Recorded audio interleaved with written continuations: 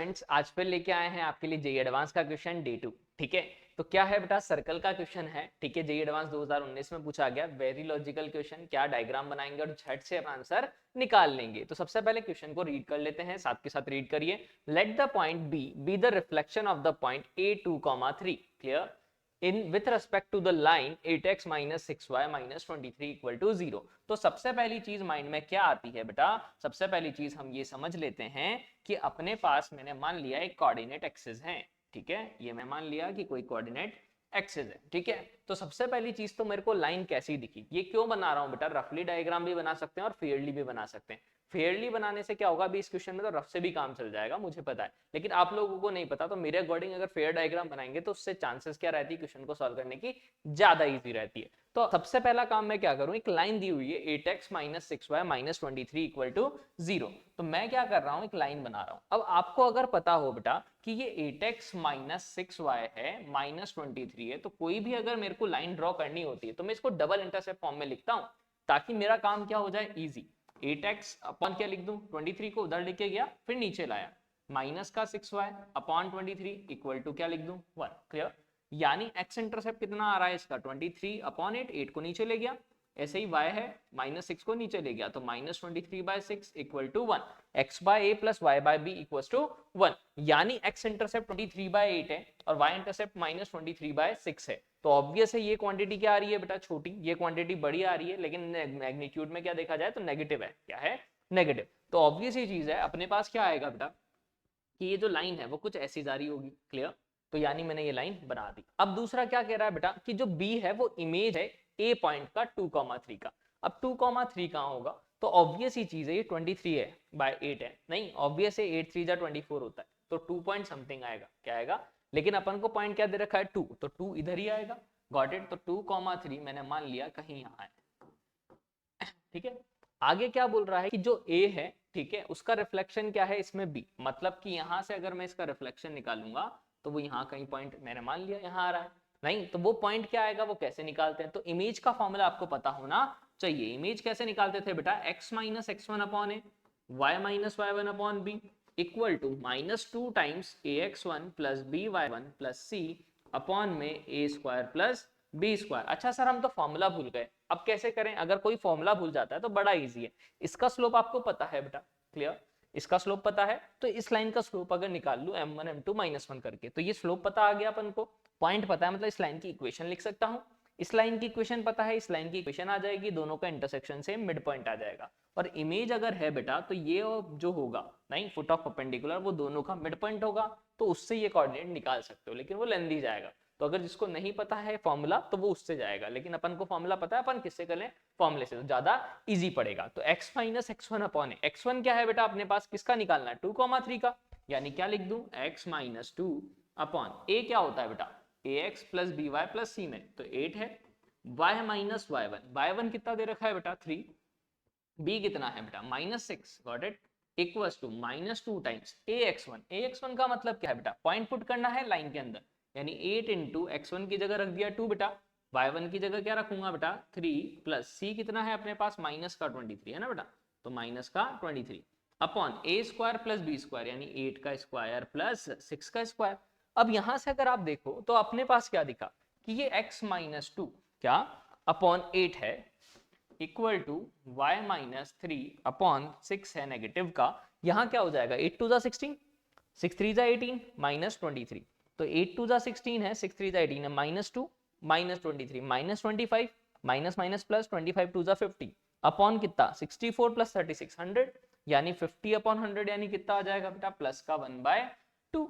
यानी मैं अगर यहां से देखूं तो ये 8 बाय कितना आ जाएगा अपने पास 8/2 यानी कि 4, तो x minus 2 by 8 equal to एक बार 1/2 कर दो, एक बार y माइनस 3 अपॉन -6 को 1/2 कर दिया, तो x इक्वल टू कितना आएगा 8/2 यानी 4, 4 प्लस 2 यानी 6, y माइनस 3 निकालोगे तो -6/2 यानी कितना होगा -3 प्लस का कितना हो जाएगा 3, यानी कितना हो जाएगा, सॉरी -3 है, ये भी इधर आएगा बेटा, तो कितना हो जाएगा अपने पास -3 0। तो यानी अगर अपन देखें 2,3 की जो इमेज आ रही है बेटा, ये यहाँ नहीं आ रही है, कहाँ आ रही है 6,0 पे, तो थोड़ा सा अपना डायग्रामेटिकली रॉन्ग बना। समझ में आया? तो यानी इसकी जो इमेज आई वो ऐसी कुछ आई। क्लियर? अब वो क्या कहना चाह रहा है अपन से, आगे पढ़ते हैं। लेट, ठीक है, T A and T B be the two circle of radii 2 and 1 with the centres A and B respectively. A है और बी है। अब वो क्या कह रहा है बेटा कि एक जो सर्कल बनाया जिसकी रेडियस क्या है बेटा अपने पास 2 है और एक की रेडियस क्या है 1, तो मैं दो सर्कल बनाऊं।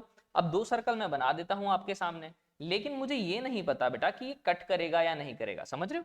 मुझे ये नहीं पता ये इस लाइन को कट करेगा या नहीं करेगा। मैंने जनरलाइज बना लिया, कट करे या ना करे मुझे उससे मतलब भी अभी नहीं है। मैंने मान लिया दो रेडियस का, ठीक है, एक सर्कल बनाया, फिर वापस मैंने क्या बनाया, एक रेडियस का एक छोटा सा सर्कल। ठीक है बेटा, एक रेडियस का क्या बनाया, छोटा सा सर्कल, जिसका सेंटर क्या है ये। ठीक है, तो ये बन गया अपने पास। अब अपन से क्या पूछा गया है वो आगे समझते हैं अपन। तो such that both the circle are on the same side of T. ठीक है, इफ क्या, अच्छा sorry, let T be the common tangent to the circle. ठीक है, ऑफ ये एंड ये। अब देखो भाई ये दोनों सर्कल है, नहीं तो इस पे कॉमन टेंजेंट कितनी खींचेगी बेटा, 4। एक ऐसी आएगी, गॉट इट, एक ऐसी आएगी क्रॉस में, एक तो डीसीटी होंगी दो तो, और दो टीसीटी होंगी। तो अपन को क्या बोला है, टी बी द टेंजेंट है such that both the circle are of the same side of T. अब सेम साइड ऑफ टी है अगर, तो अपन क्या बोल सकते हैं बेटा कि जो लाइंस बनेगी वो कैसे टाइप की बनेगी, आप खुद सोच के देखिए, मैं बताऊं। अगर सेम साइड है तो टेंजेंट कैसी बननी चाहिए, कुछ इस टाइप की। क्लियर? ये जो टेंजेंट है अपने पास वो कुछ इस टाइप की बननी चाहिए ताकि दोनों पे क्या हो, अपने पास टेंजेंट आए। इसी तरह मैं अगर इसकी टेंजेंट बनाऊं बेटा एक और लाइन, तो क्या आएगा, कुछ ऐसी। समझ में आ रहा हो आपको? अगर तो ये जो लाइन है वो कुछ ऐसी जाएगी। मतलब कि ये दोनों जो लाइंस है बेटा अपने पास वो कहाँ मीट करेंगी वो समझा देता है। देखिए, तो ये इसको आगे मीट करा दिया। ठीक है, तो ये जो पॉइंट आया, नहीं इस पॉइंट पे दोनों टेंजेंट क्या कर गई, मीट। मतलब ये जो डीसीटी वाला पॉइंट आ चुका है अपने पास। अब मुझे निकालना क्या है, line passing through the A and B. क्या बोला है, if C is the point of intersection of T and the line passing through A and B. A और बी से कोई लाइन पास आउट हो रही है, ठीक है, और टी क्या है, टेंजेंट। तो ये सी जो है उनका इंटरसेक्शन पॉइंट है। मतलब क्या कहना चाह रहा है बेटा कि अगर मैं इस ए बी लाइन को ज्वाइन करने वाली जो लाइन है इसको आगे बढ़ा दूं तो ये टेंजेंट को कहां इंटरसेक्ट कर रही है बेटा, सी पर। ठीक है, मतलब मैं क्या बोल सकता हूं कि ये जो पॉइंट है ना बेटा ये है सी पॉइंट, नहीं। और अपन को क्या पूछा है, अपन को पूछा है then the length of the line segment A C. मतलब या तो अपन सी का कोऑर्डिनेट निकाल लें, ए का पता है तो डायरेक्ट क्या आ जाएगा अपने पास, आंसर। या दूसरा क्या बेटा कि मुझे पता है कि अगर डीसीटी बनाते थे तो ये रेडियस है R1, नहीं इस सर्कल की रेडियस। क्लियर? इस सर्कल की रेडियस भी है R2। अपन को बोल रखा है कि इसकी रेडियस है 2, इसकी रेडियस है 1 क्वेश्चन में, नहीं। यानी ये पता है ये 2 है और ये 1 है। तो मुझे पता है कि बेटा ये दोनों ट्राइंगल, कौन सा, ये वाला जो ट्राइंगल है, ठीक है, और एक ये बड़ा वाला जो ट्राइंगल है, दोनों सिमिलर होंगे।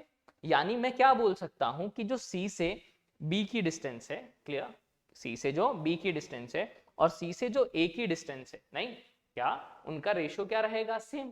इसी तरह से मैं क्या बोल सकता हूं कि जो साइड का रेशियो है वो इक्वल होगा।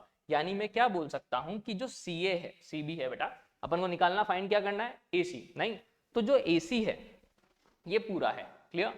अगर मैं ए बी के साथ रेशियो लिखूं, क्या लिखूं बेटा, ए बी के साथ रेशियो, ए सी और ए बी, ये देखो 2,3 पॉइंट है, 6,0, इनकी डिस्टेंस निकाल सकते हो क्या, रूट में x2 माइनस x1 का होल स्क्वायर और y2 माइनस y1 का होल स्क्वायर, ऐसे निकाल सकता हूं। यानी 4 का स्क्वायर प्लस 3 का स्क्वायर, यानी कि ये डिस्टेंस मुझे पता है बेटा कितनी है, 5। कितनी है, 5। तो अगर मैं लिखना चाहूं तो कैसे लिखूंगा, साइड का रेशियो। समझना, ये AC बड़ा वाला, ठीक है, AC का रेशियो किसके साथ, इस साइड के साथ, यानी क्या लिखूंगा, CB। Got it? क्लियर? वो किसके इक्वल होगा, अपने पास जो रेशियो है किसका, R2 का R1 के साथ। यानी मैं क्या लिख सकता हूं, 2/1। अच्छा सर, CB को अपन क्या लिख सकते हैं, ये C से B तक का डिस्टेंस, तो मैं इसको CA माइनस AB लिख दूं। यानी AC minus AB equal to twice of 1। यानी AC equal to twice of AC minus twice of AB। यानी ट्वाइस ऑफ ए बी को इधर ले आता हूं, ए सी उधर ले आता हूं, तो ए सी किसके इक्वल आएगा, ट्वाइस ऑफ ए बी। और ए बी मैंने अभी निकाल के दिखाया 5 आया। यानी ए सी इक्वल टू कितना होगा, 2 into 5 यानी कि 10। ठीक है, तो ये अपना क्या आ गया, आंसर। इसको अपन ने क्या बनाया बेटा, ओरिजिनल डायग्राम। अगर मैं रफली डायग्राम बनाता तो भी आंसर आ जाता, थोड़ा सा और इजी पड़ जाता, लेकिन क्यों बनाना है बेटा, वहां थोड़ी ना पता है अपन को कि क्वेश्चन इजी है या हार्ड है। आपके पास तो नया क्वेश्चन आएगा, तो आप ज्यादातर ट्राई कीजिए क्या डायग्राम एक्यूरेट बनाए, क्योंकि सर्कल के क्वेश्चन थोड़े से घुमाने वाले होते हैं, तो उससे आंसर अपन को पता लग जाते हैं। तो ऐसे ही क्वेश्चन के लिए बने रहिए।